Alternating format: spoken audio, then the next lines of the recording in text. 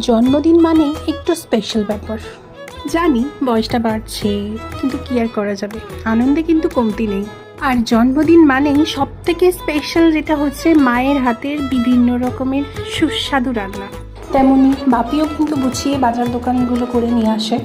প্রত্যেক দিনের রান্নাটাই সুস্বাদু হয়, জন্মদিনের দিনটা একটু বেশি স্পেশাল হয়ে যায়। সব বিশেষ বিশেষ পদ যা আমার ভীষণ পছন্দের, আর এত গরমের মধ্যেও আমার মা হাসি মুখে সব নিজের হাতে বানায়।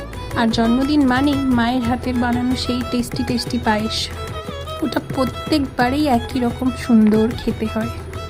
পায়েস না হলে তো যে কোনো জন্মদিন বা শুভ অনুষ্ঠান ইনকমপ্লিট থেকে যায়। পায়েস ছাড়াও আরও বেশ কিছু বিশেষ বিশেষ পদ ছিল, যেগুলো হচ্ছে পোলাও, ভাজা, তারপরে দই কাতলা, মাটন, চাটনি, পাঁপড় আর 5 রকমের মিষ্টিগুলো যদি আমি খেয়ে উদ্ধার করতে পারিনি। আপাতত এটা হজম করি, টাটা।